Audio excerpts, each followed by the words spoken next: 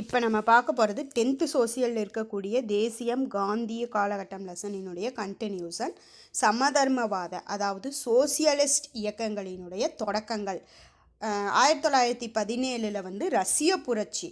1917 ரஷ்ய புரட்சியால் ஈர்க்கப்பட்ட இந்திய பொது உடைமை அதாவது கம்யூனிஸ்ட் கட்சி. பொது உடைமை கட்சி அப்படின்னா கம்யூனிஸ்ட் கட்சி 1920 அக்டோபர் உஸ்பெகிஸ்தான் தாஸ்கண்டில் நிறுவப்பட்டது. ரஷ்ய புரட்சியால் ஈர்க்கப்பட்டவர்கள் இந்திய பொது உடைமை கட்சியை 1920 அக்டோபரில் தாஸ்கண்டில் அதாவது உஸ்பெகிஸ்தானில் நிறுவுறாங்க. எம்என் ராய், அபானி முகர்ஜி, எம்பிடி ஆச்சாரியா நிறுவன உறுப்பினர்களாக இருக்காங்க. ஆங்கில அரசு இந்த கட்சியை அடக்குவதற்காக தொடர்ச்சியான வழக்குகள், அடுத்தடுத்த வழக்குகள் மற்றும் பல்வேறு முயற்சிகளை மேற்கொள்ளுது இந்த கட்சியை அடக்கணும் அப்படிங்கிறதுக்காக. அதன் விளைவாக M N Roy, S A Dange, Muzaffar Ahmed, M Singaravelar இந்த தலைவர்கள், முக்கிய தலைவர்கள்லாம் கைது செய்யப்பட்டதோடு 1924 நடந்த கான்பூர் வழக்கிலும் இவர்கள் விசாரணைக்காக விசாரிக்கப்பட்டன. கைது செய்யப்பட்டு கான்பூர் வழக்கிலும் விசாரிக்கப்பட்டன. பொது உடைமை அதாவது கம்யூனிஸ்ட் கட்சி எப்படி நிறுவப்படுது அப்படின்னா தங்கள் கருத்துக்களை பரப்பவும் ஆங்கில ஆட்சியினுடைய உண்மை முகத்தை மக்களுக்கு எடுத்து காட்டவும் இந்த கட்சியினுடைய மேடையை, பொது உடைமை கட்சியினுடைய மேடையை மேடையாக பயன்படுத்தின. 1925 கான்பூரில் பொது உடைமை மாநாடை நடத்துகிறாங்க.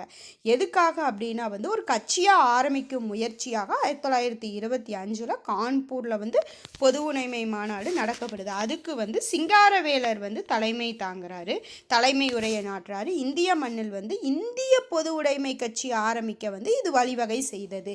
இந்த மாநாடு கான்பூர் மாநாடு, பொது உடைமை மாநாடு 1928. அதன் விளைவாக 1928 அகில இந்திய தொழிலாளர்கள் மற்றும் விவசாய கட்சி பல்வேறு முயற்சியின் விளைவாக நிறுவப்படுது. 1925 கான்பூர் மாநாட்டில் கூடுறாங்க. 1928 அகில இந்திய தொழிலாளர்கள் மற்றும் விவசாய கட்சிகள் பல்வேறு முயற்சியின் விளைவாக நிறுவப்படுது. அதற்கு ஃபஸ்ட்டு கான்பூர் மாநாட்டிற்கு தலைமை தாங்கியவர் சிங்காரவேலர். புரட்சிகர நடவடிக்கைகள், அக்கட்சியினுடைய புரட்சிகர நடவடிக்கைகள் எப்படி இருந்தது அப்படின்னா ஒத்துழையாமை இயக்கத்தை காந்தி திரும்ப பெற்றுக்கொண்டதை தொண்டு இளைஞர்கள் வன்முறையை கையில் எடுத்தனர்.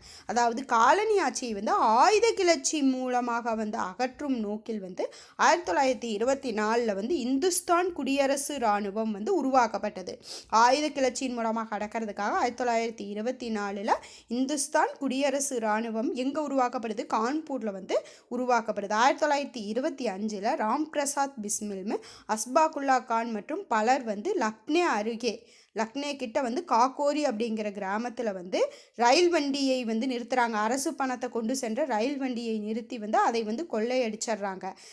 இதுதான் காக்கோரி சதி அப்படின்னு இந்த கொலை தான் அறிவிக்கப்படுது. காக்கோரி சதி அப்படின்னு சொல்லிட்டு அந்த வழக்கில் அவர்கள் கைது செய்யப்படுறாங்க. 1925 ராம் பிரசாத் பிஸ்மில், அஸ்பாகுல்லாவுமே காக்கோரி சதி வழக்கில் கைது செய்யப்படுறாங்க. காக்கோரி சதி அப்படின்னா அரசு பணத்தை கொண்டு சென்ற ரயில் வண்டியை நிறுத்தி காக்கோரி கிராமத்தில் கொள்ளையடிக்கிறது தான் காக்கோரி சதி. கைது செய்யப்பட்டவர்களில் 4 முக்கிய தலைவர்களுக்கு மரண தண்டனை கொடுத்துட்றாங்க. மற்றவர்களுக்கு சிறை தண்டனை விதிக்கப்படுது.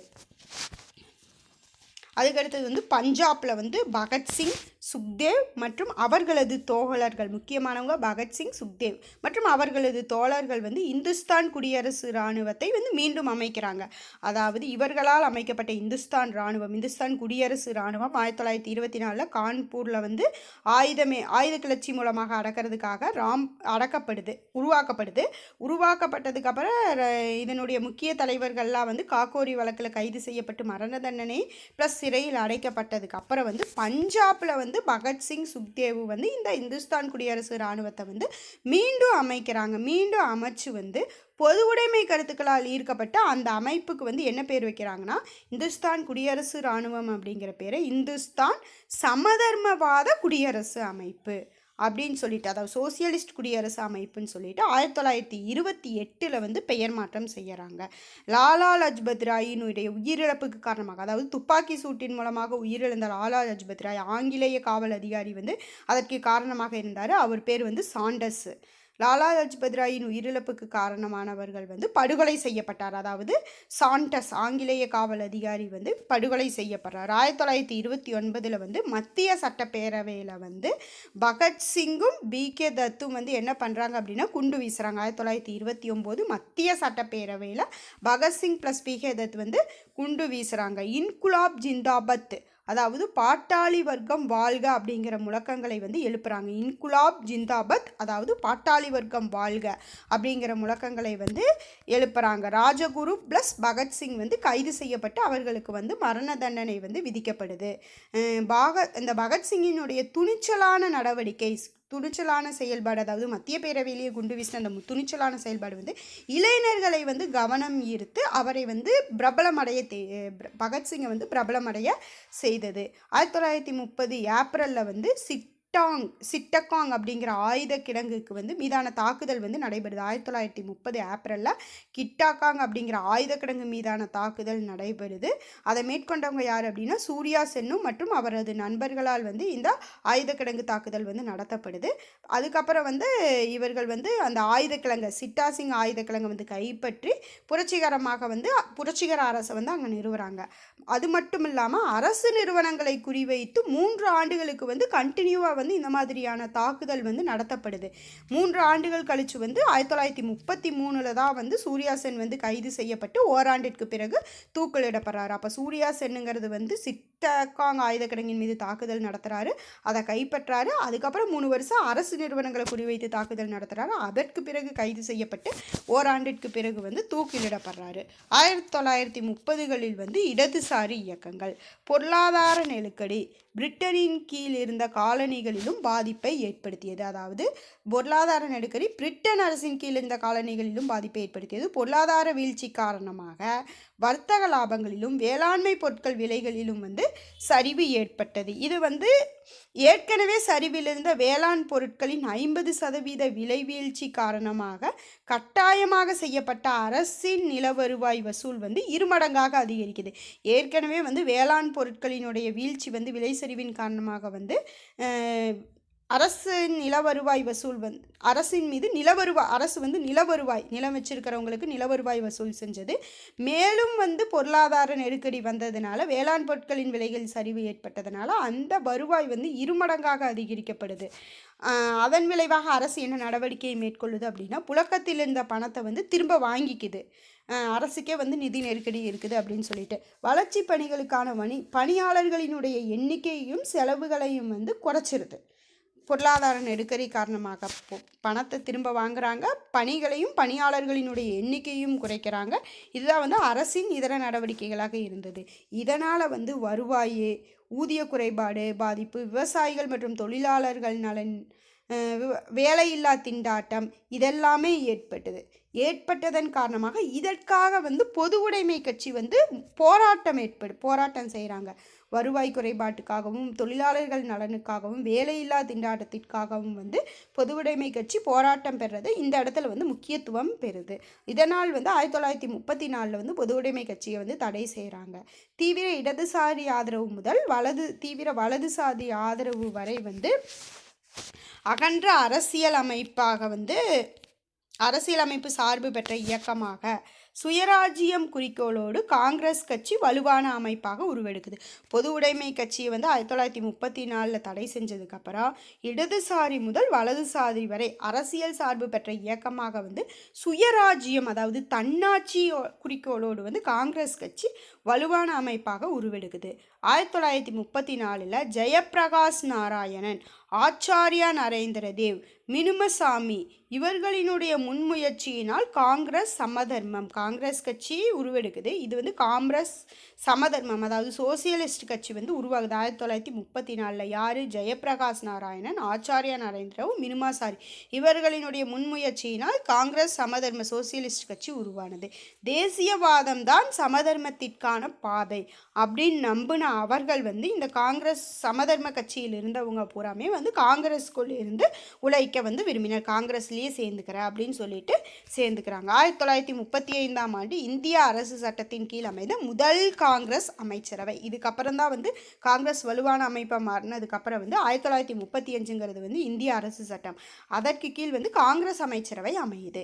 1935 இந்திய அரசு சட்டம் வந்தது. அரசு சட்டம் தான் வந்து சட்டம் மறுப்பு இயக்கத்தினுடைய ஆக்கப்பூர்வ வெளிப்பாடாக இருந்தது. சட்ட மறுப்பு இயக்கத்தின் விளைவாக வந்து 1935 இந்திய அரசு சட்டம் உருவாகுது. இது ஒரு ஆக்கப்பூர்வ வெளிப்பாடுன்னே சொல்லலாம். அதாவது இதனுடைய சிறப்பம்சம் என்ன அப்படின்னு சொல்லலாம். மாகாணங்களுக்கு தன்னாட்சி வழங்கணும், மத்தியில் வந்து இரட்டையாட்சி வழங்கணும். இதுதான் வந்து இந்திய அரசு சட்டத்தினுடைய முக்கியமான அம்சம். அது மட்டும் இல்லாமல் அகில இந்திய கூட்டமைப்பிற்கும் வந்து சட்டம் வந்து வலியுறுத்தி இருக்குது. 11 மாகாணங்கள், 6 தலைமை ஆணையரக மாகாணங்கள், கூட்டமைப்பில் சேர விரும்பிய சிற்றரசுகள் எல்லாமே வந்து இதில் வந்து இந்த இடம் பெற்றது. 11 மாகாணங்கள், 6 தலைமை ஆணையரக மாகாணங்கள், கூட்டமைப்பில் சேர விரும்பிய சிற்றரசுகள் எல்லாமே வந்து இதற்கு வந்து ஆதரவு கொடுத்து இதில் சேர்ந்துக்கிறாங்க. அதுக்கப்புறம் வந்து மாகாணங்களில் வந்து தன்னாட்சிக்கு வந்து இந்த இந்திய அரசு சட்டம் வகை செய்து அனைத்து துறைகளிலும் வந்து இந்திய அமைச்சர்களின் கட்டுப்பாட்டிற்குள் கொண்டு வரப்பட்டன. இதன் விளைவாக மாகாணங்களில் இருந்த இரட்டை ஆட்சி வந்து மத்திய அரசுக்கும் விரிவாக்கப்பட்டது. இரட்டை ஆட்சி முறை, வாக்குரிமை வந்து சொத்தின் அடிப்படையில், வயது வந்தோர் இல்லாமல் இந்த இடத்துல வந்து முதல்ல சொத்தின் அடிப்படையில் இருந்ததனால் 10% மக்கள் மட்டுமே வந்து வாக்களிக்கும் தகுதி பெற்றன. பர்மா இந்தியாவிலிருந்து நீக்கப்பட்டது. இச்சட்டத்தின்படி பர்மா வந்து இந்தியாவிலிருந்து நீக்கப்பட்டது. இந்திய அரசு சட்டத்தை பற்றி சொல்லியிருக்காங்க. காங்கிரஸ் அமைச்சரவைகளும் அவற்றின் பணிகளும் 1937 தான் வந்து ஃபஸ்ட்டு காங்கிரஸ், அதாவது தேர்தல் அறிவிக்கப்பட்டதுடன் 1935 இந்திய அரசு சட்டம் வந்து அமலுக்கு வருது.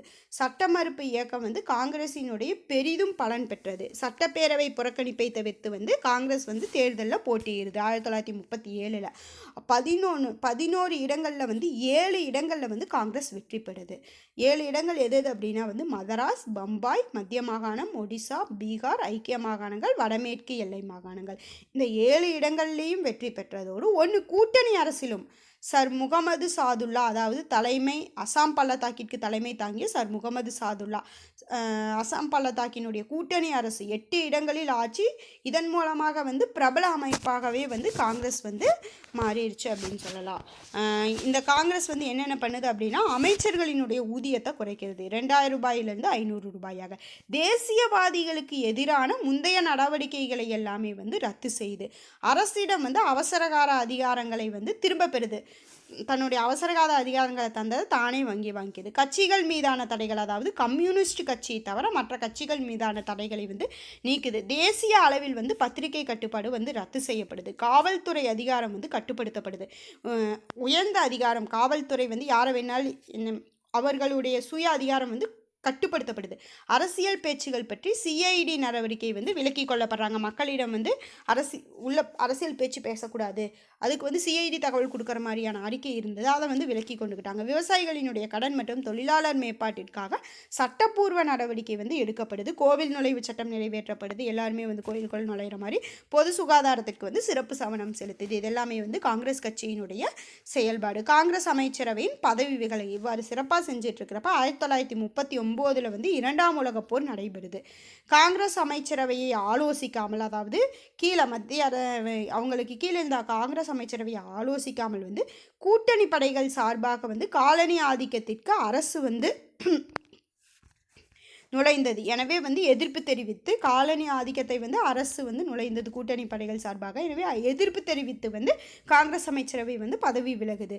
ஜின்னா வந்து முஸ்லீம்களுக்கு தனிநாடு வேணும்னு சொன்னவங்க வந்து ஜின்னா 1940 முஸ்லீம்களுக்கு தனிநாடு வேணும் என வாதிட்டார் ஜின்னா. 2ஆம் உலகப் போரின் போது தேசிய இயக்கம் காந்தியின் வேட்பாளர் பட்டாபி சீதாராமையாவை வீழ்த்தி சுபாஷ் சந்திர போஸ் வந்து காங்கிரஸ் தலைவரானார்.